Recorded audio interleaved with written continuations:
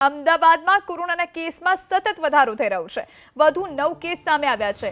4 પુરુષ અને 5 મહિલાઓ કોરોના સંક્રમિત બની છે। નવરંગપુરા, થલતેજ, બોડકદેવ, જોધપુરમાં વસવાટ કરે છે આ દર્દીઓ। જાપાન, ઓસ્ટ્રેલિયા, કેરળ અને અમેરિકાની ટ્રાવેલિંગ હિસ્ટ્રી સાથે જોડાયેલા છે આ દર્દીઓ। હાલ શહેરમાં 59 એક્ટિવ કેસ છે, જેમાં 2 દર્દીઓ હોસ્પિટલમાં સારવાર લઈ રહ્યા છે।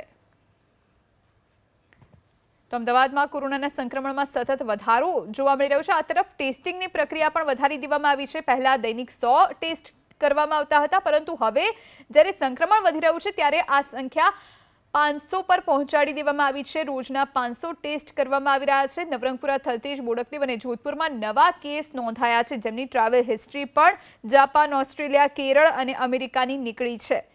તો તેમના સંપર્કમાં આવનાર જે લોકો છે તેમનું પણ ટ્રેસિંગ કરવામાં આવી રહ્યું છે અને તેમને પણ જો લક્ષણ જણાય તો ટેસ્ટ કરવામાં આવી રહ્યું છે। તો અમદાવાદમાં હાલ એક્ટિવ કેસ 59 પર પહોંચ્યા છે।